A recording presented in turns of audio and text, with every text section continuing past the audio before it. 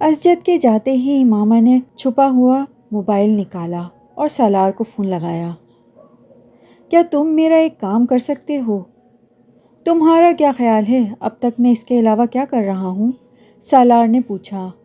دوسری طرف کچھ دیر خاموشی رہی، پھر اس نے کہا، کیا تم لاہور جا کر جلال سے مل سکتے ہو؟ سالار نے ایک لمحے کے لیے اپنی آنکھیں بند کیں۔ کس لیے؟ اسے امامہ کی آواز بہت بھاری لگ رہی تھی، یوں جیسے اسے فلو تھا۔ پھر اچانک اس کو خیال آیا کہ وہ یقیناً روئی ہوئی ہوگی۔ تم میری طرف سے اس سے ریکویسٹ کرو کہ وہ مجھ سے شادی کر لے، ہمیشہ کے لیے نہیں تو کچھ دنوں کے لیے ہی صحیح۔ میں اس گھر سے نکلنا چاہتی ہوں اور میں کسی کی مدد کے بغیر یہاں سے نہیں نکل سکتی، بس وہ مجھ سے نکاح کر لے۔ تمہارا تو اس سے فون پہ رابطہ ہے، تو پھر تم خود ہی یہ بات فون پر کیوں نہیں کر لیتی؟ سالار نے چپس کھاتے ہوئے بڑے اطمینان سے اسے مشورہ دیا۔ میں کہہ چکی ہوں۔ اسے امامہ کی آواز پہلے سے زیادہ بھررائی ہوئی لگی۔ پھر اس نے کیا کہا؟ اس نے انکار کر دیا۔ ویری سیڈ، سالار نے افسوس کا اظہار کیا۔ تو یہ ون سائیڈڈ لو افیئر تھا؟ اس نے کچھ تجسس کے عالم میں پوچھا۔ ارے نہیں، تو پھر اس نے انکار کیوں کیا؟ تم یہ جان کر کیا کرو گے؟ وہ کچھ چڑھ کر بولی۔ سالار نے ایک اور چپس اپنے منہ میں ڈالا۔ میرے وہاں جا کر اس سے بات کرنے سے کیا ہوگا؟ بہتر ہے کہ تم دوبارہ اس سے بات کر لو۔ وہ مجھ سے بات نہیں کر رہا، وہ فون نہیں اٹھاتا۔ ہاسٹل میں بھی کوئی اسے فون پر نہیں بلا رہا، وہ جان بوجھ کر کترا رہا ہے آئی تھنک، امامہ نے کہا۔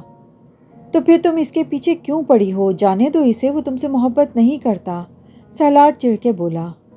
تم یہ سب کچھ نہیں سمجھ سکتے، تم صرف میری مدد کرو، ایک بار جا کر اسے میری صورتحال بتا دو، وہ مجھ سے اس طرح نہیں کر سکتا، اور اگر اس نے مجھے بھی انکار کر دیا پھر بھی تم اس سے بات کرنا، شاید کوئی صورتحال نکل آئے، میرا مسئلہ حل ہو جائے۔ سالار کے چہرے پر ایک مسکراہٹ نمودار ہوئی، اسے امامہ کے حال پر ہنسی آ رہی تھی۔ فون بند کرنے کے بعد چپس کھاتے ہوئے بھی وہ اس سارے معاملے کے بارے میں سوچتا رہا۔ ہر گزرتے دن کے ساتھ وہ اس سارے معاملے میں زیادہ سے زیادہ انوالو ہوتا جا رہا تھا۔ یہ اسے اپنی زندگی کا سب سے بڑا ایڈونچر محسوس ہو رہا تھا۔ پہلے امامہ تک فون پہنچانا اور اب جلال سے رابطہ۔ امامہ کا بوائے فرینڈ، اس نے چپس کھاتے ہوئے زیر لب دہرایا۔ امامہ نے اسے اس کے ہاسپٹل اور گھر کے تمام کوائف سے آگاہ کر دیا تھا، اور اب وہ یہ سوچ رہا تھا کہ اسے جلال انصر سے مل کر کیا کہنا ہے۔ سالار نے اس شخص کو اوپر سے نیچے تک دیکھا اور وہ خاصا مایوس ہوا۔ سامنے کھڑا لڑکا بڑی عام سی شکل و صورت کا تھا۔ سالار کے لمبے قد اور خوبصورت جسم نے اسے صنف مخالف کے لیے کسی حد تک پرکشش بنا دیا تھا، مگر سامنے کھڑا ہوا وہ شخص ان دونوں چیزوں سے محروم تھا۔ وہ نارمل قد و قامت کا مالک تھا، اس کے چہرے پر داڑھی نہ ہوتی تو وہ پھر بھی قدرے بہتر نظر آتا۔ سالار سکندر کو جلال انصر سے مل کر مایوسی ہوئی تھی۔ امامہ اب اسے پہلے سے زیادہ بے وقوف لگی۔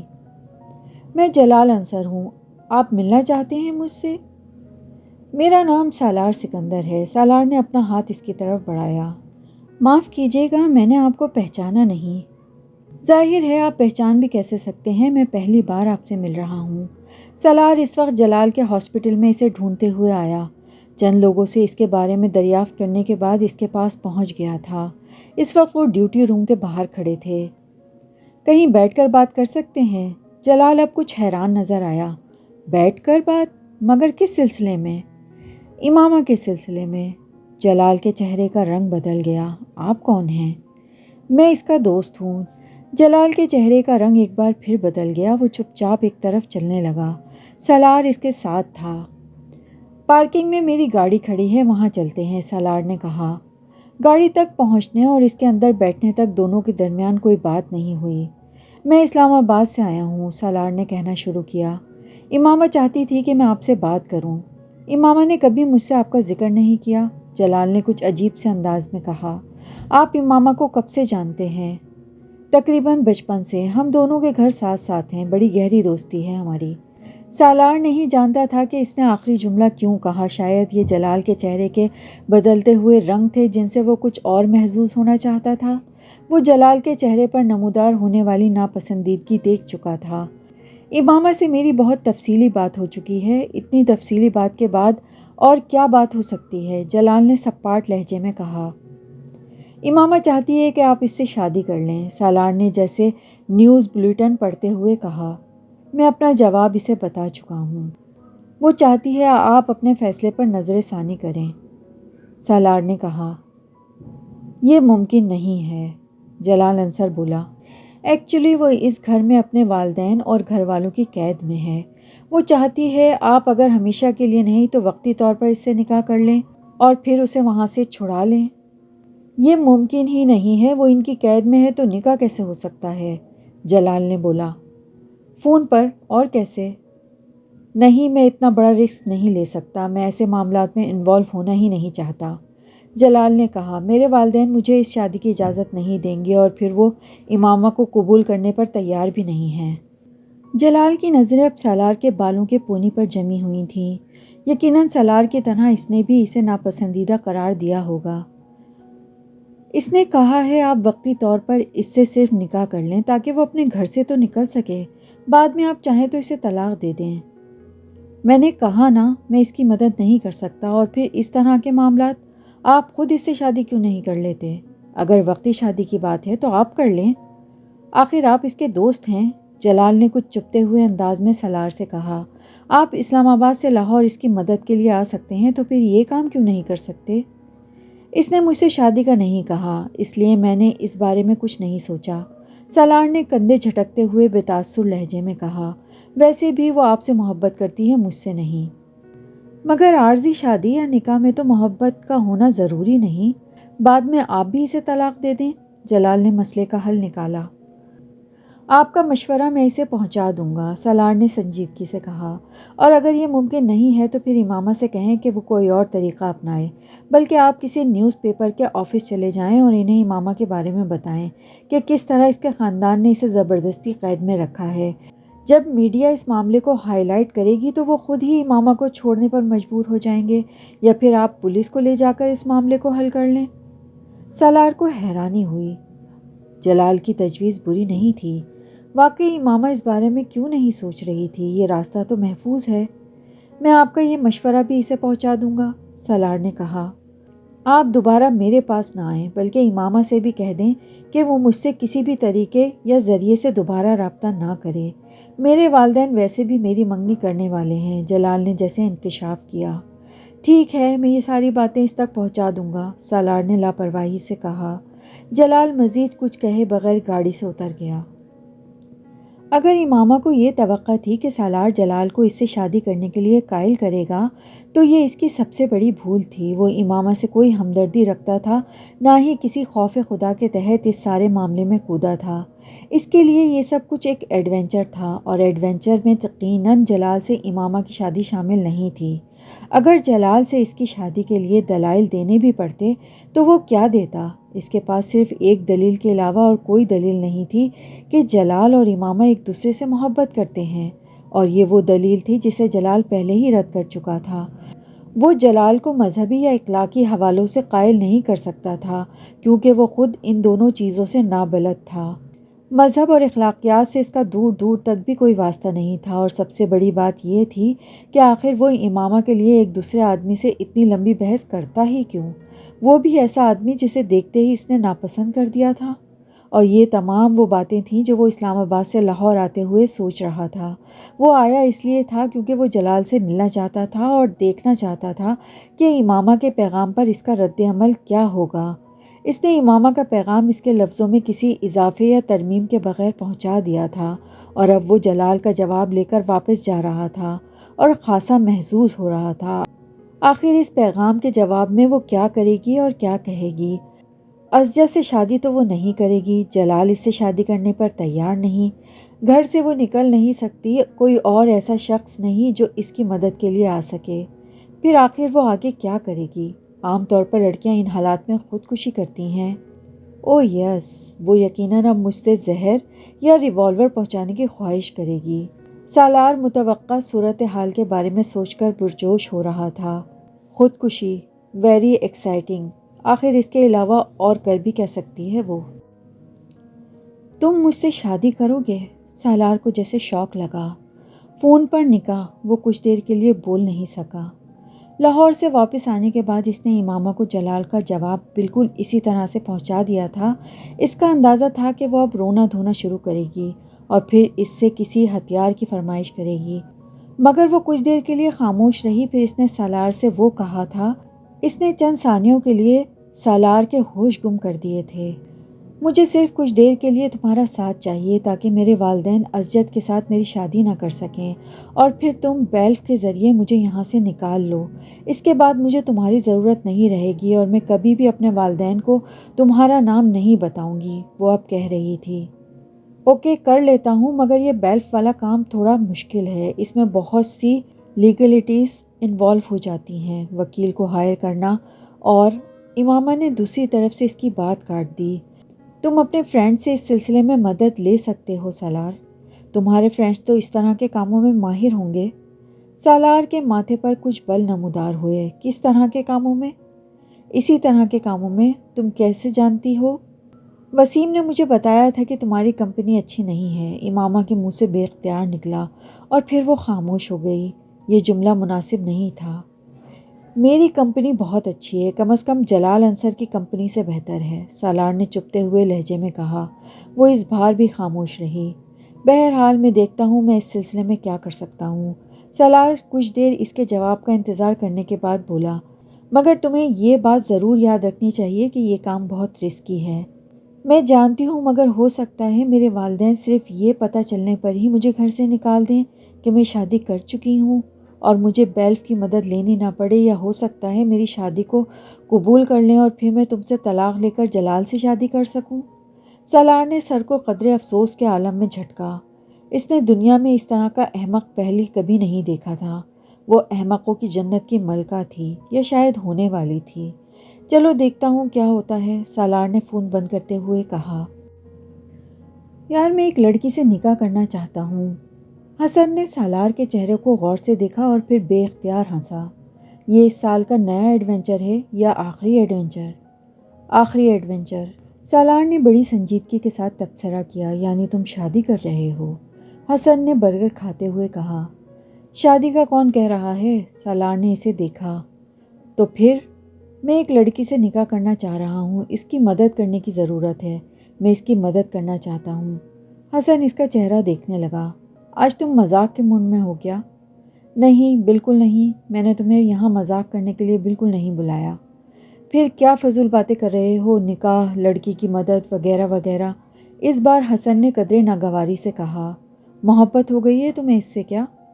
مائی فٹ، میرا دماغ خراب ہے کہ میں کسی سے محبت کروں گا، وہ بھی اس عمر میں، سالار نے تحقیر آمیز انداز میں کہا۔ یہی تو، میں بھی یہی کہہ رہا تھا کہ پھر تم کیا کر رہے ہو؟ سالار نے اس بار اسے تفصیل سے امامہ اور اس کے مسئلے کے بارے میں بتایا۔ اس نے احسن کو صرف یہ نہیں بتایا تھا کہ وہ لڑکی وسیم کی بہن ہے، کیونکہ حسن وسیم سے بہت اچھی طرح واقف تھا، لیکن اس سے تفصیلات سننے کے بعد حسن نے پہلا سوال یہی کیا، وہ لڑکی ہے کون؟ سالار نے بے اختیار ایک گہرا سانس لیا۔ وسیم کی بہن۔ واٹ؟ حسن بے اختیار اچھلا۔ وسیم کی بہن، وہ جو میڈیکل کالج میں پڑھتی ہے؟ ہاں یار، تمہارا دماغ خراب ہو گیا ہے، تم کیوں خواہ اس طرح کی حماقت کر رہے ہو؟ وسیم کو بتا دو اس سارے معاملے کے بارے میں۔ میں تم سے مدد مانگنے آیا ہوں، مشورہ مانگنے نہیں، سالار نے ناگواری سے کہا۔ میں تمہاری کیا مدد کر سکتا ہوں؟ حسن نے کچھ الجھے ہوئے انداز میں کہا۔ تم نکاح خواہ اور کچھ گواہوں کا انتظام کرو تاکہ میں اس سے فون پر نکاح کر سکوں، سالار نے فوراً ہی کام کی بات کی۔ مگر تمہیں یہ نکاح کر کے کیا فائدہ ہوگا؟ کچھ بھی نہیں، مگر میں کسی فائدے کے بارے میں سوچ بھی کب رہا ہوں۔ دفع کرو سالار اس سب کو، تم کیوں کسی دوسرے کے معاملے میں کود رہے ہو، اور پھر وہ بھی وسیم کی بہن کے معاملے میں؟ سالار نے اس بار ترشدگی سے اس کی بات کاٹی۔ تم مجھے صرف یہ بتاؤ میری مدد کرو گے یا نہیں؟ باقی چیزوں کے بارے میں پریشان ہونا تمہارا مسئلہ نہیں ہے۔ ٹھیک ہے، میں تمہاری مدد کروں گا، میں مدد کرنے سے انکار نہیں کر رہا، مگر تم یہ سوچ لو کہ یہ سب بہت خطرناک ہے، حسن نے ہتھیار ڈالتے ہوئے بولا۔ میں سوچ چکا ہوں، تم مجھے تفصیلات بتاؤ، سالار نے اس بار فرینچ فرائز کھاتے ہوئے مطمئن انداز میں کہا۔ بس ایک اور بات، اگر انکل اور آنٹی کو پتہ چل گیا تو کیا ہوگا؟ انہیں پتہ نہیں چلے گا، وہ یہاں نہیں ہیں، کراچی گئے ہوئے ہیں اور ابھی کچھ دن وہاں رکیں گے، وہ یہاں ہوتے تو پھر میرے لیے یہ سب کچھ کرنا مشکل ہوتا، سالار نے اسے مطمئن کرنے کی کوشش کرتے ہوئے کہا۔ وہ اپنا برگر تقریباً ختم کر چکا تھا۔ حسن اب اپنا برگر کھاتے ہوئے کسی گہری سوچ میں ڈوبا نظر آ رہا تھا، مگر سالار اس کے تاثرات کی طرف دھیان نہیں دے رہا تھا۔ وہ جانتا تھا کہ حسن اس وقت اپنا لائحہ عمل طے کرنے میں مصروف ہے۔ اسے حسن سے کسی قسم کا خوف یا خطرہ نہیں تھا، وہ اس کا بہترین دوست تھا۔ حسن نے نکاح کے انتظامات بہت آسانی سے کر لیے تھے۔ سالار نے اسے کچھ رقم دی تھی جس سے اس نے 3 گواہوں کا انتظام کر لیا تھا۔ چوتھے گواہ کے طور پہ وہ خود موجود تھا۔ نکاح خواہ کو اندازہ تھا کہ اس نکاح میں کوئی غیر معمولی کہانی تھی، مگر اسے بھاری رقم کے ساتھ اتنی دھمکیاں بھی دے دی گئی تھیں کہ وہ خاموش ہو گیا۔ حسن سحپیر کے وقت اس نکاح خواہ اور تینوں گواہ کو لے آیا تھا۔ وہ سب سالار کے کمرے میں چلے گئے تھے۔ وہیں بیٹھ کر نکاح نامہ بھرا گیا تھا۔ سالار اس بارے میں امامہ کو پہلے ہی انفارم کر چکا تھا۔ مقررہ وقت پر فون پر نکاح خواہ نے ان دونوں کا نکاح پڑھایا تھا۔ سالار نے ملازمہ کے ذریعے امامہ کو پیپرز بھجوا دیے تھے۔ امامہ نے پیپرز لیتے ہی برق رفتاری سے ان پر سائن کر کے ملازمہ کو واپس دے دیے تھے۔ ملازمہ ان پیپر کو واپس سالار کے پاس لے آئی تھی، مگر وہ بری طرح تجسس کا شکار تھی۔ آخر وہ لوگ کون تھے جو سالار کے کمرے میں تھے، اور یہ پیپرز کیسے ہیں جن پر امامہ نے سائن کیا تھا؟ اس کا ماتھا ٹھنک رہا تھا اور اسے شبہ ہو رہا تھا کہ ہو نہ ہو دونوں آپس میں شادی کر رہے ہیں۔ سالار کو پیپرز واپس دیتے ہوئے وہ پوچھے بغیر رہ نہیں سکی تھی۔ یہ کس چیز کے کاغذ ہیں سالار صاحب؟ اس نے بظاہر سادگی اور معصومیت سے پوچھا۔ تمہیں اس سے کیا؟ جیسے بھی پیپرز ہوں، تم اپنے کام سے کام رکھو، سالار نے ترشتگی سے اسے جھڑک دیا۔ اور یہ ایک بات تم کان کھول کر سن لو، اس سارے معاملے کے بارے میں اگر تم اپنا منہ بند رکھو گی تو یہ تمہارے لیے بہتر ہوگا، بلکہ بہت بہتر ہوگا۔ مجھے کیا ضرورت ہے جی کسی سے بھی اس بارے میں بات کرنے کی؟ میں نے تو ویسے ہی پوچھ لیا۔ آپ اطمینان رکھیں صاحب جی، میں کسی کو کچھ نہیں بتاؤں گی۔ ملازمہ فوراً گھبرا گئی۔ سالار ویسے بھی اتنا اکھڑ مزاج تھا کہ اسے اس سے بات کرتے ہوئے خوف آیا کرتا تھا۔ سالار نے کچھ نقوہت بھرے انداز میں سر کو جھٹکا۔ اسے اس بات کا کوئی خوف نہیں تھا کہ ملازمہ یہ سب کچھ کسی کو بتا سکتی ہے۔ اگر بتا بھی دیتی تو اس سے کوئی فرق نہیں پڑنے والا تھا۔ تم ایک بار پھر جلال سے ملو، ایک بار پھر پلیز اس سے بات کرو، امامہ اس دن سالار سے فون پر کہہ رہی تھی۔ سالار اس بات پر چڑھ گیا۔ وہ تم سے شادی نہیں کرنا چاہتا امامہ، وہ کتنی بار کہہ چکا ہے، آخر تم سمجھتی کیوں نہیں ہو کہ دوبارہ بات کرنے کا کوئی فائدہ نہیں ہے؟ اس نے بتایا تھا کہ اس کے ماں باپ اس کی کوئی منگنی وغیرہ کر رہے ہیں۔ وہ جھوٹ بول رہا ہے، امامہ نے بے اختیار اس کی بات کاٹ دی، صرف اس لیے کہ میں اس سے دوبارہ کانٹیکٹ نہ کروں، ورنہ اس کے پیرنٹس اتنی جلدی اس کی منگنی نہیں کر سکتے۔ تو جب وہ نہیں چاہتا تم سے شادی کرنا اور کانٹیکٹ کرنا تو تم کیوں خواہ اس کے پیچھے پڑی ہو؟ کیونکہ میری قسمت میں خواری ہے، اس نے دوسری طرف سے بھررائی ہوئی آواز میں کہا۔ اس بات کا کیا مطلب ہے؟ وہ الجھا۔ کوئی مطلب نہیں سالار، نہ تم سمجھ سکتے ہو، تم بس اسے جا کر کہو کہ وہ میری مدد کرے۔ وہ حضرت محمد صلی اللہ علیہ وآلہ وسلم سے اتنی محبت کرتا ہے، اس سے کہو کہ وہ آپ صلی اللہ علیہ وآلہ وسلم کے لیے ہی مجھ سے شادی کر لے۔ وہ بات کرتے کرتے پھوٹ پھوٹ کر رونے لگی۔ یہ کیا بات ہوئی؟ وہ اس کے آنسوؤں سے متاثر ہوئے بغیر بولا۔ کیا یہ بات کہنے سے وہ تم سے شادی کر لے گا؟ امامہ نے جواب نہیں دیا، وہ ہچکیوں سے رو رہی تھی۔ وہ بیزار ہو گیا۔ تم یا تو رو لو یا مجھ سے بات کر لو یار۔ امامہ نے فون کاٹ دیا۔ سالار نے فوراً کال کی۔ کال ریسیو نہیں کی گئی۔ 15-20 منٹ کے بعد امامہ نے اسے دوبارہ کال کی۔ اگر تم یہ وعدہ کرتی ہو کہ تم رو گی نہیں تو مجھ سے بات کرو، ورنہ فون بند کر دو، سالار نے اس کی آواز سنتے ہی کہا۔ پھر تم لاہور جا رہے ہو؟ اس کے سوال کا جواب دینے کے بجائے اس نے اس سے پوچھا۔ سالار کو اسی مستقل مزاجی پر حیرانی ہوئی۔ وہ واقعی ڈھیٹ لڑکی تھی۔ وہ اب بھی اپنی ہی بات پر اٹکی ہوئی تھی۔ اچھا میں چلا جاؤں گا، تم نے اپنے گھر والوں کو شادی کے بارے میں بتایا ہے؟ سالار نے موضوع بدلتے ہوئے کہا۔ نہیں، ابھی نہیں بتایا۔ وہ اب خود پر قابو پا چکی تھی۔ کب بتاؤ گی؟ سالار کو جیسے ڈرامے کے اگلے سین کا انتظار تھا۔ پتہ نہیں، وہ کچھ الجھی ہوئی آواز میں بولی۔ تم کب لاہور جا رہے ہو؟ بس جلد ہی جاؤں گا، ابھی یہاں مجھے کچھ کام ہے ورنہ فوراً ہی چلا جاتا۔ اس بار سالار نے جھوٹ بولا تھا، نہ تو اسے کوئی کام تھا اور نہ ہی وہ اس بار لاہور جانے کا ارادہ رکھتا تھا۔ امامہ، جب تم بیلف کے ذریعے اپنے گھر سے نکل آؤ گی تو اس کے بعد تم کیا کرو گی؟ آئمن، کہاں جاؤ گی؟ سالار نے ایک بار پھر اسے اس موضوع سے ہٹاتے ہوئے کہا۔ اس صورت میں جب جلال بھی تمہاری مدد کرنے پر تیار نہ ہوا تو؟ میں ابھی ایسا کچھ فرض نہیں کر رہی، وہ ضرور میری مدد کرے گا۔ امامہ نے اس کی بات کاٹتے ہوئے پرزور انداز میں کہا۔ سالار نے کندھے اچکائے۔ تم کچھ بھی فرض کرنے کو تیار نہیں ہو، ورنہ میں تم سے ضرور کہتا کہ شاید وہ نہ ہو جو تم چاہتی ہو۔ پھر تم کیا کرو گی؟ تمہیں دوبارہ اپنے پیرنٹس کی ضرورت محسوس ہوگی، تو زیادہ بہتر یہی نہیں ہے کہ تم ابھی یہاں سے نہ جانے کا سوچو اور نہ ہی بیلف اور کورٹ کی مدد لو؟ بعد میں بھی تو تمہیں یہیں آنا پڑے گا نا؟ میں دوبارہ کبھی یہاں نہیں آؤں گی، کسی صورت میں بھی نہیں۔ یہ جذباتیت ہے، سالار نے تبصرہ کیا۔ تم ان چیزوں کو نہیں سمجھ سکتے۔ امامہ نے ہمیشہ کی طرح اپنا مخصوص جملہ دہرایا۔ سالار کچھ جزبز ہوا۔ اوکے، کرو جو کرنا چاہتی ہو، اس نے لاپرواہی سے کہہ کر فون بند کر دیا۔ کل شام کو ہم لوگ اسجد کے ساتھ تمہارا نکاح کر رہے ہیں، تمہاری رخصتی بھی ساتھ ہی کر دیں گے۔ ہاشم مبین نے رات کو اس کے کمرے میں آ کر اکھڑے انداز میں کہا۔ بابا، میں انکار کر دوں گی، آپ کے لیے بہتر یہی ہے کہ آپ اس طرح کی زبردستی میرے ساتھ نہ کریں۔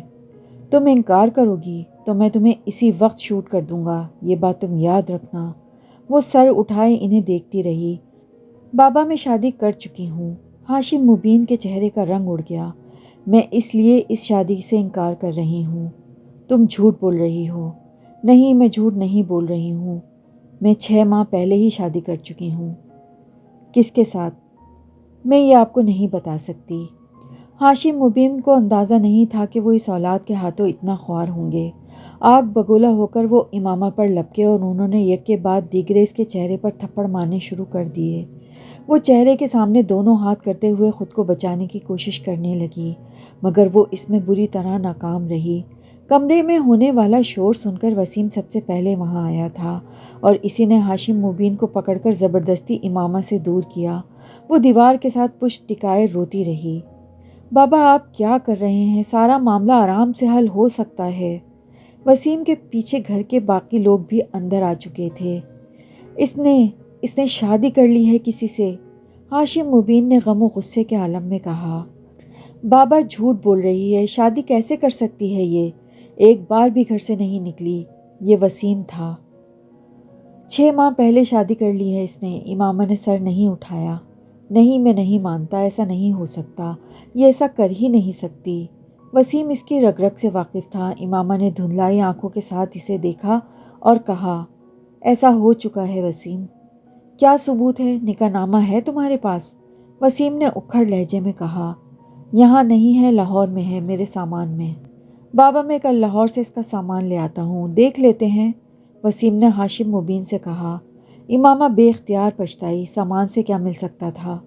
شادی کر بھی لی ہے تو کوئی بات نہیں، طلاق دلوا کر تمہاری شادی اسجد سے کرواؤں گا، اور اس آدمی نے طلاق نہ دی تو پھر اسے قتل کروا دوں گا، ہاشم مبین نے سرخ چہرے کے ساتھ وہاں سے جاتے ہوئے کہا۔ کمرہ آہستہ آہستہ خالی ہو گیا۔ وہ اپنے بیڈ پر بیٹھ گئی۔ اسے پہلی بار احساس ہو رہا تھا کہ جال میں پھنسنے کے بعد کے احساسات کیا ہوتے ہیں۔ یہ ایک اتفاق تھا کہ نکاح نامے کی کاپی سالار نے اس کو نہیں بھجوائی تھی۔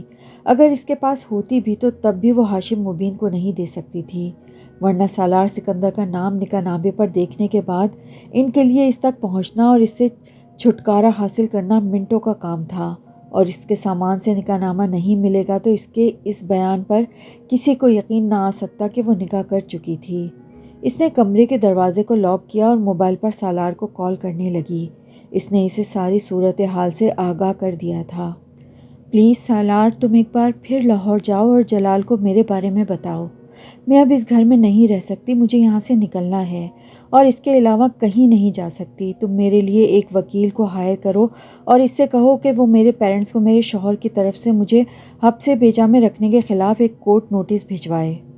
تمہارے شوہر یعنی میری طرف سے۔ تم وکیل کو اپنا نام مت بتانا، بلکہ یہ بہتر ہے کہ اپنے کسی دوست کے ذریعے وکیل کو ہائر کرو اور میرے شوہر کا کوئی بھی فرضی نام دے سکتے ہو۔ تمہارا نام وکیل کے ذریعے انہیں پتہ چل گیا تو وہ تم تک پہنچ جائیں گے اور میں یہ نہیں چاہتی۔ امامہ نے اسے یہ نہیں بتایا کہ اسے کیا خدشہ ہے اور نہ ہی سالار نے اندازہ لگانے کی کوشش کی۔ اس سے بات کرنے کے بعد امامہ نے فون بند کر دیا۔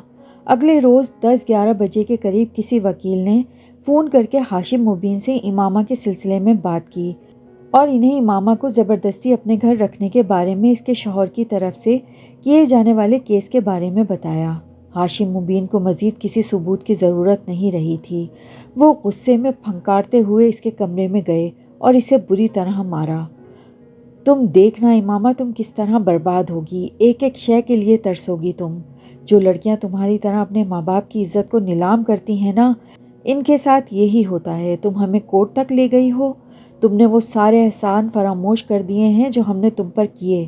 تمہارے جیسی بیٹیوں کو واقعی پیدا ہوتے ہی دفن کر دینا چاہیے۔ وہ بڑی خاموشی سے پٹتی رہی۔ اپنے باپ کی کیفیات کو وہ سمجھ سکتی تھی، مگر وہ اپنی کیفیات اور اپنے احساسات انہیں نہیں سمجھا سکتی تھی۔ تم نے ہمیں کسی کو منہ دکھانے کے قابل نہیں چھوڑا، کسی کو نہیں۔ ہمیں زندہ درگور کر دیا ہے تم نے۔ سلمیٰ اس کے پیچھے کمرے میں داخل ہوئی تھی، مگر انہوں نے ہاشم مبین کو روکنے کی کوشش نہیں کی۔ وہ خود بھی بری طرح مشتعل تھیں۔ وہ جانتی تھیں کہ امامہ کا یہ قدم کس طرح ان کے پورے خاندان کو متاثر کرنے والا تھا، اور خاص طور پر ان کے شوہر کو۔ تم نے ہمارے اعتماد کا خون کیا ہے۔ کاش تم میری اولاد ہی نہ ہوتی، کبھی میرے خاندان میں پیدا ہی نہ ہوتی۔ پیدا ہو ہی گئی تھی تو مر ہی جاتی، یا میں ہی تمہیں مار دیتا۔ امامہ آج ان کی باتوں پر، پٹائی پر نہیں روئی تھی۔ اس نے مدافعت کی کوئی کوشش نہیں کی تھی۔ وہ صرف خاموشی کے ساتھ پٹتی رہی۔ پھر ہاشم مبین جیسے تھک سے گئے اور اسے مارتے مارتے رک گئے۔ وہ بالکل خاموشی سے ان کے سامنے دیوار کے ساتھ لگی کھڑی تھی۔ تمہارے پاس ابھی بھی وقت ہے، سب کچھ چھوڑ دو۔ اس لڑکے سے طلاق لے لو اور ازجد سے شادی کر لو۔ ہم ان سب کو معاف کر دیں گے، بھلا دیں گے۔ اس بار سلمیٰ نے تیز لہجے میں اس سے کہا۔ نہیں، واپس آنے کے لیے میں نے اسلام قبول نہیں کیا، مجھے واپس نہیں آنا۔ امامہ نے مدھم مگر مستحکم آواز میں کہا۔ آپ مجھے اس گھر سے چلے جانے دیں، مجھے آزاد کر دیں۔ اس گھر سے نکل جاؤ گی تو دنیا تمہیں ٹھوکریں مارے گی۔ تمہیں اندازہ نہیں ہے کہ باہر کی دنیا میں کیسے مگرمچھ تمہیں ہڑپ کرنے کے لیے بیٹھے ہیں۔ جس لڑکے سے شادی کر کے تم نے ہمیں ذلیل کیا ہے نا، وہ تمہیں بہت خوار کرے گا۔ ہمارے خاندان کو دیکھ کر اس نے تمہارے ساتھ اس طرح چوری چھپے رشتہ جوڑا ہے۔ جب ہم تمہیں اپنے خاندان سے نکال دیں گے، وہ تمہیں پائی پائی کو محتاج کر دے گا، اور وہ بھی تمہیں چھوڑ کر بھاگ جائے گا۔ تمہیں کہیں پناہ نہیں ملے گی، کوئی ٹھکانہ نہیں ملے گا۔ سلمیٰ اب اسے ڈرا رہی تھیں۔ ابھی بھی وقت ہے امامہ تمہارے پاس، ابھی بھی وقت ہے۔ نہیں امی، میرے پاس کوئی وقت نہیں ہے۔ میں سب کچھ طے کر چکی ہوں۔ میں اپنا فیصلہ آپ لوگوں کو بتا چکی ہوں۔ مجھے یہ سب قبول نہیں۔ آپ مجھے جانے دیں۔ اپنے خاندان سے الگ کرنا چاہتے ہیں کر دیں، جائیداد سے محروم کرنا چاہتے ہیں کر دیں۔ میں کوئی اعتراض نہیں کروں گی، مگر میں کروں گی وہی جو میں آپ کو بتا رہی ہوں۔ میں اپنی زندگی کے راستے کا انتخاب کر چکی ہوں۔ آپ یا کوئی بھی اسے بدل نہیں سکتا۔ اچھا، ایسی بات ہے تو تم اس گھر سے نکل کر دکھاؤ۔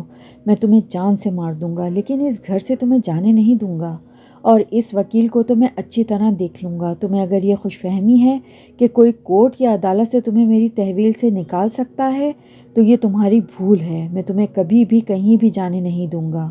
میں بیلف کے آنے سے پہلے اس گھر سے کہیں اور منتقل کر دوں گا، پھر میں دیکھوں گا کہ تم کس طرح اپنے فیصلے کو تبدیل نہیں کرتی۔ اگر وہ لڑکا نہ ملا جس سے تم نے شادی کی ہے، تو پھر اس بات کی پرواہ کیے بغیر کہ تمہارا نکاح ہو چکا ہے، ازجد سے تمہاری شادی کر دوں گا۔ میں اس شادی کو سرے سے ماننے سے انکار کرتا ہوں۔ تمہاری شادی صرف وہ ہوگی جو میری مرضی سے ہوگی، اس کے علاوہ نہیں۔ وہ مشتعل انداز میں کہتے ہوئے سلمیٰ کے ساتھ باہر نکل گئے۔ وہ وہیں دیوار کے ساتھ کھڑی خوفزدہ اور پریشان نظروں سے دروازے کو دیکھتی رہی۔ اس نے جس مقصد کے لیے شادی کی تھی، اس کا کوئی فائدہ ہوتا نظر نہیں آ رہا تھا۔ ہاشم مبین احمد اپنے بات پر چٹان کی طرح اڑے ہوئے تھے۔ ہائے بیچاری امامہ بی بی، ناصرہ نے سالار کے کمرے کی صفائی کرتے ہوئے اچانک بلند آواز میں افسوس کا اظہار کرتے ہوئے کہا۔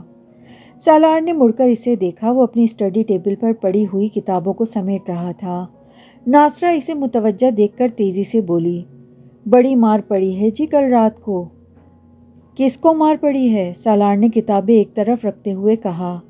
امامہ بی بی کو جی اور کسے، وہ کتابیں ایک طرف کرتے کرتے رک گیا اور ناصرہ کو دیکھا جو کمرے میں موجود ایک شیلف کی جھاڑ پونچھ کر رہی تھی۔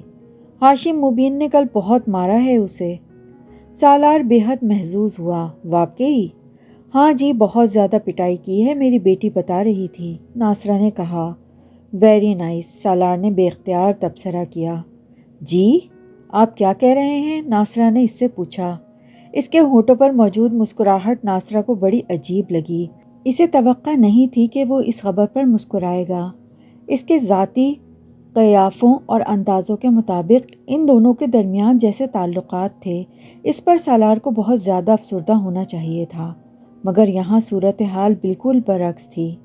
بیچاری امامہ بی بی کو پتہ چل جائے کہ سالار صاحب اس خبر پر مسکرا رہے تھے تو وہ تو صدمے سے ہی مر جائیں۔ ناصرہ نے دل میں سوچا۔ کس بات پر مارنا ہے جی؟ سنا ہے وہ ازجد صاحب سے شادی پر تیار نہیں ہیں، کسی اور لڑکے سے شادی کرنا چاہتی ہیں۔ ناصرہ نے لڑکے پر زور دیتے ہوئے معنی خیز انداز میں سالار کو دیکھا۔ بس اس بات پر؟ سالار نے لاپرواہی سے کہا۔ یہ کوئی چھوٹی بات ہوتی ہے جی، ان کے پورے گھر میں طوفان مچا ہوا ہے، شادی کی تاریخ طے ہو چکی ہے، کارڈ آ چکے ہیں اور اب امامہ بی بی بضد ہیں کہ وہ ازجد صاحب سے شادی نہیں کریں گی۔ بس اسی بات پر ہاشم صاحب نے ان کی پٹائی کی۔ یہ تو کوئی بڑی بات نہیں ہے کہ اس پر کسی کو مارا جائے، وہ اپنی کتابوں میں مصروف تھا۔ یہ تو آپ کہہ رہے ہیں نا صاحب، ان لوگوں کے لیے تو یہ بہت بڑی بات ہے۔ ناصرہ نے اسی طرح صفائی کرتے ہوئے تبصرہ کیا۔ میں تو بڑی دکھی ہوں امامہ بی بی کے لیے، بڑی اچھی ہیں اور ادب لحاظ والی، اور اب دیکھیں کیا قیامت ٹوٹ پڑی ہے ان پر۔ ہاشم صاحب نے گھر سے نکلنے پر پابندی لگا دی ہے۔ میری بیٹی روز ان کا کمرہ صاف کرتی ہے اور وہ بتاتی ہے کہ ان کا چہرہ بھی اتر کر رہ گیا ہے۔ ناصرہ اسی طرح بول رہی تھی، شاید وہ شعوری طور پر کوشش کر رہی تھی کہ سالار اسے اپنا اور امامہ کا حمایتی طرفدار سمجھے اور کوئی راز کہہ دے، مگر سالار احمق نہیں تھا۔ اسے ناصرہ کی اس نام نہاد ہمدردی سے کوئی دلچسپی نہیں تھی۔ اگر امامہ کی پٹائی ہو رہی تھی اور اسے کچھ تکلیفوں کا سامنا کرنا پڑ رہا تھا تو اس سے اس کا کیا تعلق تھا، مگر اسے اس صورتحال پر ہنسی ضرور آ رہی تھی۔ کیا اس دور میں بھی کوئی اس عمر کی اولاد پر ہاتھ اٹھا سکتا ہے، اور وہ بھی ہاشم مبین احمد جیسے امیر طبقے کا آدمی؟ حیرانی کی بات تھی۔ سوچ کی ایک ہی رو میں بہت سے متضاد خیالات کہہ رہے تھے۔ ناصرہ کچھ دیر اسی طرح بولتی اپنا کام کرتی رہی، مگر پھر جب اس نے دیکھا کہ سالار اس کی گفتگو میں کوئی دلچسپی نہیں لے رہا اور اپنے کام میں مصروف ہو چکا ہے تو وہ قدرے مایوس ہو کر خاموش ہو گئی۔ یہ پہلے محبت کرنے والے تھے جن کا رویہ بے حد عجیب تھا۔ کوئی اضطراب، بے چینی اور پریشانی تو ان دونوں کے درمیان نظر ہی نہیں آ رہی تھی۔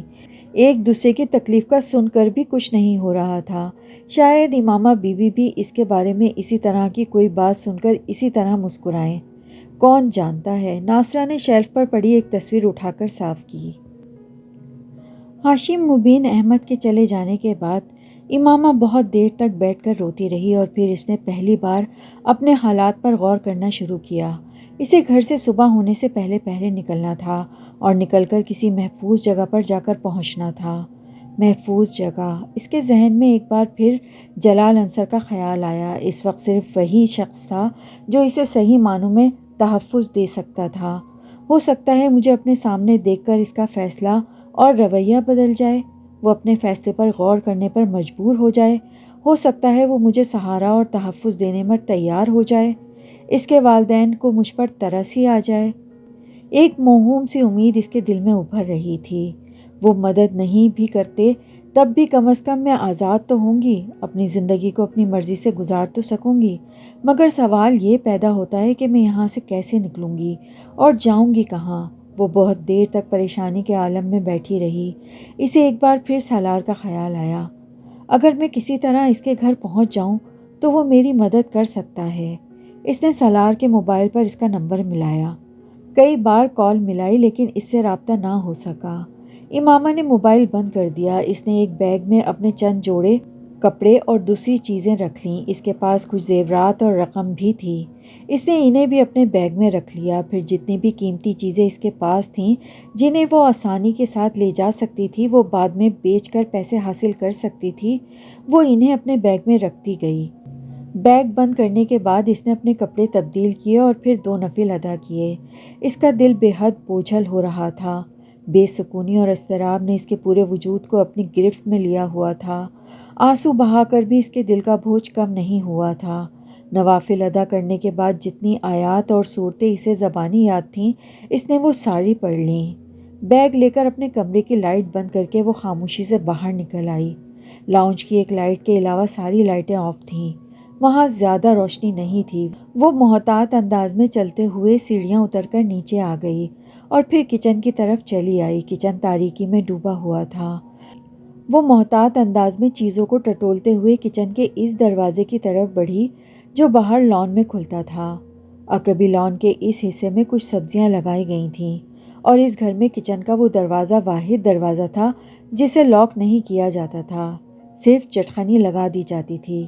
دروازہ اس رات بھی لاک نہیں تھا۔ وہ آہستگی سے دروازہ کھول کر باہر نکل آئی۔ کچھ فاصلے پر سرونٹ کوارٹر تھے۔ وہ بے حد محتاط انداز میں چلتے ہوئے لان عبور کر کے اپنے اور سالار کے گھر کی درمیانی دیوار تک پہنچ گئی۔ دیوار بہت زیادہ بلند نہیں تھی۔ اس نے آہستگی سے بیگ دوسری طرف پھینک دیا اور پھر کچھ جدوجہد کے بعد خود بھی دیوار پھلانگنے میں کامیاب ہو گئی۔ گہری نیند کے عالم میں سالار نے کھٹکے کی آواز سنی تھی، پھر وہ آواز دستک کی آواز میں تبدیل ہو گئی تھی، رک رک کر مگر مسلسل کی جانے والی دستک کی آواز۔ وہ اوندھے منہ پیٹ کے بل سو رہا تھا۔ دستک کی اس آواز نے اس کی نیند توڑ دی تھی۔ وہ اٹھ کر بیٹھ گیا اور بیڈ پر بیٹھے بیٹھے اس نے تاریکی میں اپنے چاروں طرف دیکھنے کی کوشش کی۔ خوف کی ایک لہر اس کے اندر سرایت کر گئی۔ وہ آواز کھڑکیوں کی طرف سے آ رہی تھی، یوں جیسے کوئی ان کھڑکیوں کو بجا رہا تھا، مگر بہت آہستہ آہستہ، یا پھر شاید کوئی ان کھڑکیوں کو ٹٹولتے ہوئے کھولنے کی کوشش کر رہا تھا۔ سالار کے ذہن میں پہلا خیال کسی چور کا آیا تھا، اور وہ سلائیڈنگ ونڈوز تھیں اور بدقسمتی سے وہاں کوئی گرل بھی نہیں تھی۔ اس کی ضرورت اس لیے محسوس نہیں کی گئی تھی کیونکہ وہ امپورٹڈ گلاس کی بنی ہوئی تھیں جنہیں آسانی سے توڑا نہیں جا سکتا تھا اور انہیں صرف اندر سے کھولا جا سکتا تھا۔ گھر کے چاروں طرف موجود لان میں ویسے بھی رات کو کتے کھلے ہوتے تھے اور ان کے ساتھ 3 گارڈز بھی ہوتے تھے، مگر ان تمام حفاظتی اقدامات کے باوجود اس وقت ان کھڑکی کے دوسری طرف موجود چھوٹے سے برآمدے میں کوئی تھا جو اس کھڑکی کو کھولنے کی کوشش میں مصروف تھا۔ اپنے بیڈ سے دبے قدموں اٹھ کر وہ تاریکی میں ہی کھڑکی کی طرف آیا جس طرف سے آواز آ رہی تھی۔ وہ اس کے بالکل مخالف سمت گیا اور بہت احتیاط کے ساتھ اس نے پردے کے ایک سرے کو تھوڑا سا اٹھاتے ہوئے کھڑکی سے باہر جھانکا۔ لان میں لگی روشنیوں میں سے اس کھڑکی کے سامنے جسے کھڑا دیکھا تھا، اس نے اسے ہکا بکا کر دیا تھا۔ یہ لڑکی پاگل ہے، بے اختیار اس کے منہ سے نکلا۔ اس وقت اگر لان میں پھرتے 4 غیر ملکی نسل کے کتے اسے دیکھ لیتے تو سالار یا کسی بھی دوسرے کے پہنچنے سے پہلے وہ اسے چیر پاڑ چکے ہوتے، اور اگر کہیں گارڈز میں سے کسی نے اسے وہاں دیکھا ہوتا تو بھی وہ تشویش یا تحقیق پر وقت ضائع کرنے سے پہلے اسے شوٹ کر چکے ہوتے، مگر وہ اس وقت بالکل محفوظ وہاں کھڑی تھی اور یقیناً اپنے گھر کی دیوار پھلانگ کر یہاں آئی تھی۔ ہونٹ پیچھے اس نے کمرے کی لائٹ آن کی۔ لائٹ آن کرتے ہی دستک کی آواز رک گئی۔ کتے کے بھونکنے کی آواز آ رہی تھی۔ پردے کھینچتے ہی اس نے سلائڈنگ ونڈو کھولی۔ اندر آ جاؤ جلدی، سالار نے تیزی سے امامہ سے کہا۔ وہ کچھ نروس ہو کر کھڑکی سے اندر آ گئی۔ اس کے ہاتھ میں ایک بیگ بھی تھا۔ پردے برابر کرتے ہی سالار نے مڑ کر اسے دیکھا۔ فار گاڈ سیک امامہ، تم پاگل ہو؟ امامہ نے جواب میں کچھ نہیں کہا۔ وہ اپنا بیگ اپنے پیروں میں رکھ رہی تھی۔ تم دیوار کراس کر کر آئی ہو؟ ہاں۔ تمہیں گارڈز یا کتوں میں سے کوئی دیکھ لیتا تو؟ اس وقت باہر تمہاری لاش پڑی ہوتی۔ میں نے تمہیں بہت دفعہ رنگ کیا، تمہارا موبائل آف تھا، کوئی دوسرا راستہ نہیں تھا میرے پاس۔ سالار نے پہلی بار اس کا چہرہ غور سے دیکھا۔ اس کی آنکھیں سوجی ہوئی اور چہرہ ستا ہوا تھا۔ وہ بڑی سی سفید چادر لپیٹے ہوئے تھی، مگر اس چادر اور اس کے کپڑوں پر جگہ جگہ مٹی کے داغ تھے۔ تم مجھے لاہور چھوڑ کر آ سکتے ہو؟ وہ کمرے کے وسط میں کھڑی اس سے پوچھ رہی تھی۔ اس وقت؟ اس نے حیرانی سے کہا۔ ہاں، ابھی اسی وقت، میرے پاس وقت نہیں ہے۔ سالار نے تعجب کے عالم میں وال کلاک پر ایک نظر ڈالی۔ وکیل نے تمہارے گھر فون کیا تھا، تمہارا مسئلہ حل نہیں ہوا؟ امامہ نے نفی میں سر ہلایا۔ نہیں، وہ لوگ مجھے صبح کہیں بھجوا رہے ہیں۔ میں تمہیں اسی لیے سارا دن فون کرتی رہی مگر تم نے موبائل آن نہیں کیا۔ میں چاہتی تھی تم وکیل سے کہو کہ وہ بیلف کے ساتھ آ کر مجھے وہاں سے آزاد کرائیں، اور کل اگر تم سے کانٹیکٹ ہوتا بھی تو کچھ نہیں ہو سکتا تھا، کیونکہ وہ لوگ اس سے پہلے ہی مجھے کہیں شفٹ کر دیتے، اور یہ ضروری تو نہیں کہ مجھے یہ پتہ ہوتا کہ وہ مجھے کہاں شفٹ کر رہے ہیں۔ سالار نے جمائی لی، اسے نیند آ رہی تھی۔ تم بیٹھ جاؤ، اس نے امامہ سے کہا، وہ ابھی تک کھڑی ہوئی تھی۔ تم اگر مجھے لاہور نہیں پہنچا سکتے تو کم از کم بس اسٹینڈ تک پہنچا دو، میں وہاں سے خود لاہور چلی جاؤں گی۔ اس نے سالار کو نیند میں دیکھ کر کہا، میرا اندازہ ہے کہ اس وقت تو کوئی گاڑی لاہور نہیں جا رہی ہوگی۔ میں تمہیں صبح، امامہ نے اس کی بات کاٹ دی۔ نہیں، صبح نہیں، میں صبح تک یہاں سے نکل جانا چاہتی ہوں۔ اگر لاہور کی گاڑی نہیں ملتی تو میں کسی اور شہر کی گاڑی میں بیٹھ جاؤں گی، پھر وہاں سے لاہور چلی جاؤں گی۔ اچھا تم بیٹھو تو صحیح، سالار نے اس سے ایک بار پھر کہا۔ وہ ایک لمحہ کے لیے ہچکچائی، پھر صوفے پر جا کر بیٹھ گئی۔ سالار خود ہی اپنے بیڈ کی پائیتی پر بیٹھ گیا۔ لاہور تم کہاں جاؤ گی امامہ؟ اس نے پوچھا۔ جلال کے پاس، اور کہاں؟ مگر وہ تو تم سے شادی سے انکار کر چکا ہے۔ میں پھر بھی اس کے پاس جاؤں گی، اسے مجھ سے محبت ہے، وہ مجھ کو اس طرح بے یار و مددگار نہیں چھوڑ سکتا۔ میں اس سے اور اس کے گھر والوں سے ریکویسٹ کروں گی، میں جانتی ہوں وہ میری بات ضرور مان لیں گے، وہ میری صورتحال کو سمجھ لیں گے۔ مگر تم تو مجھ سے شادی کر چکی ہو۔ امامہ نے چونک کر سالار کا چہرہ دیکھا۔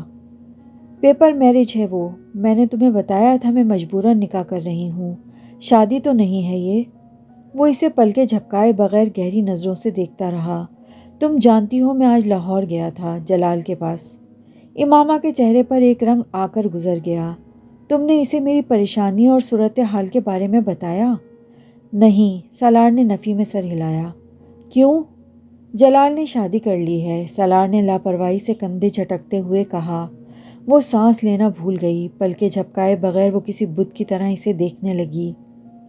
3 دن ہو گئے ہیں اس کی شادی کو، کل پرسوں تک وہ سیر و تفریح کے لیے ناردرن ایریاز کی طرف جا رہا ہے۔ اس نے میری کوئی بات سننے سے پہلے ہی مجھے یہ سب بتایا۔ شاید وہ چاہتا تھا کہ میں اب تمہارے بارے میں بات نہ کروں، اس کی بیوی بھی ڈاکٹر ہے۔ سالار بات کرتے کرتے رک گیا۔ میرا خیال ہے کہ ان کے گھر والوں نے تمہارے مسئلے کی وجہ سے ہی اس کی اس طرح سے اچانک شادی کر دی ہے۔ وہ یک کے بعد دیگرے جھوٹ پر جھوٹ بولتا جا رہا تھا۔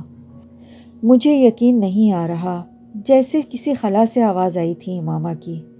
ہاں، مجھے بھی یقین نہیں آیا تھا اور مجھے توقع تھی کہ تمہیں بھی یقین نہیں آئے گا، مگر یہ سچ ہے۔ تم فون کر کے اس سے بات کر سکتی ہو اس بارے میں؟ سالار نے کندھے جھٹکتے ہوئے لاپرواہی سے کہا۔ امامہ کو لگا وہ پہلی بار صحیح معنوں میں گھپ اندھیرے میں آ کر کھڑی ہوئی ہے۔ روشنی کی وہ کرن جس کے تعاقب میں وہ اتنا عرصہ چلتی آئی ہے، ایک دم گل ہو گئی ہے۔ راستہ تو ایک طرف وہ اپنے وجود کو بھی نہیں دیکھ پا رہی تھی۔ اب تم خود سوچ لو کہ لاہور جا کر تم کیا کرو گی؟ وہ تو اب تم سے شادی نہیں کر سکتا، نہ اس کے گھر والے تمہیں پناہ دے سکتے ہیں۔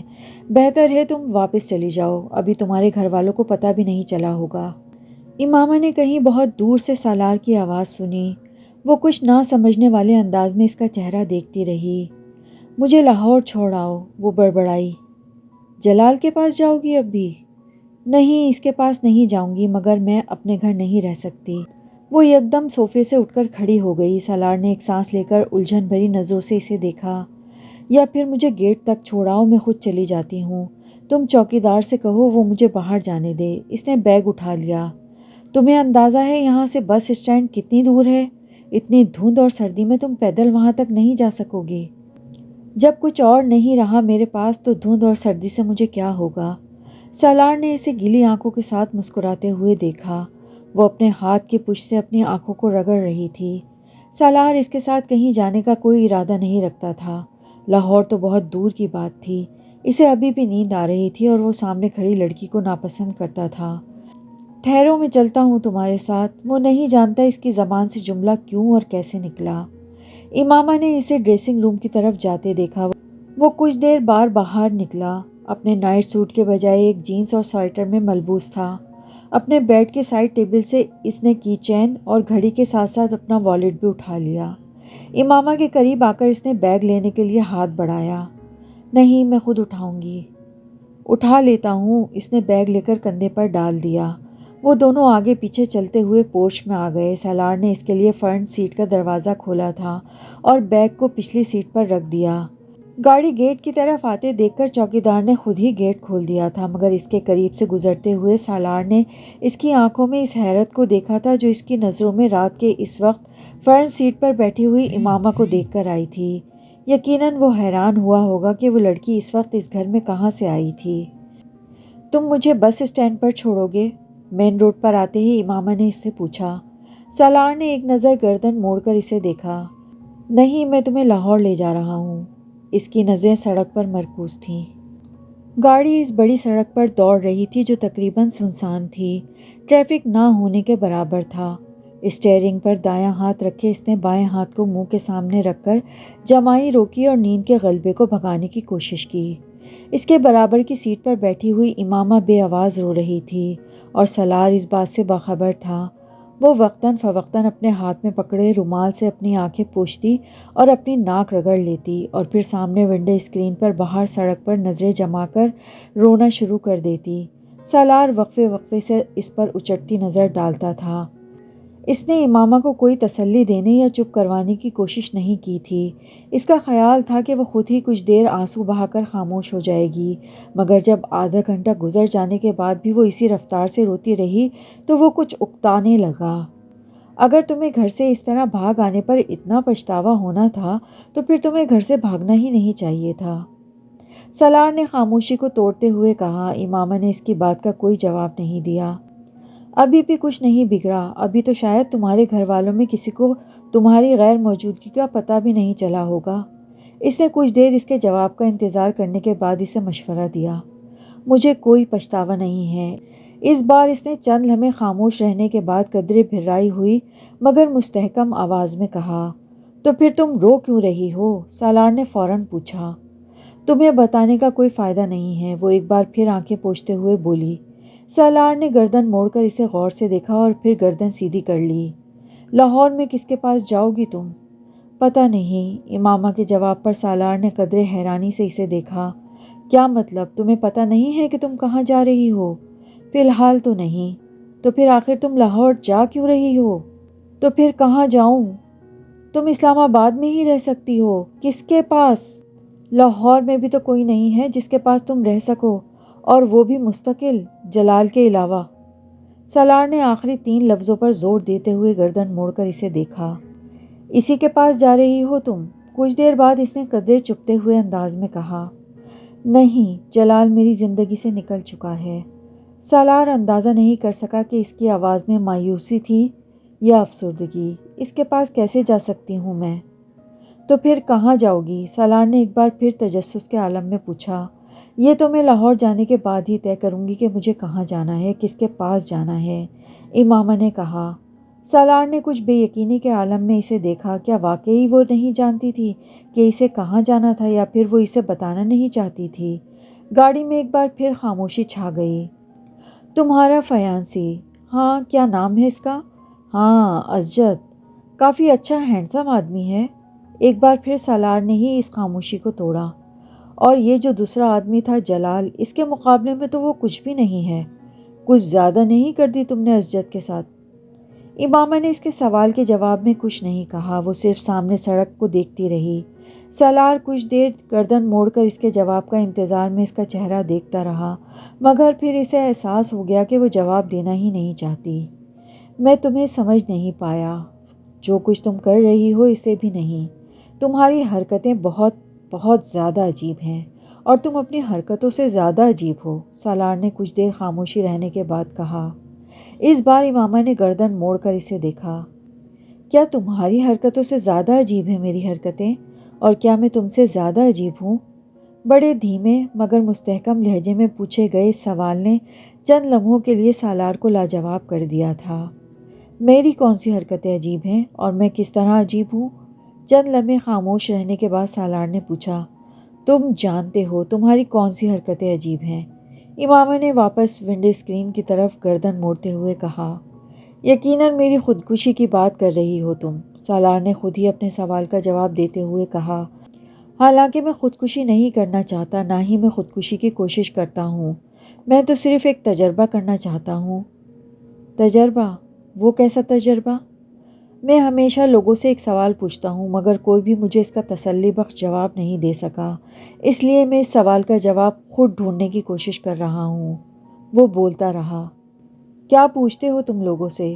امامہ نے پوچھا۔ بہت آسان سا سوال ہے مگر ہر ایک کو مشکل لگتا ہے۔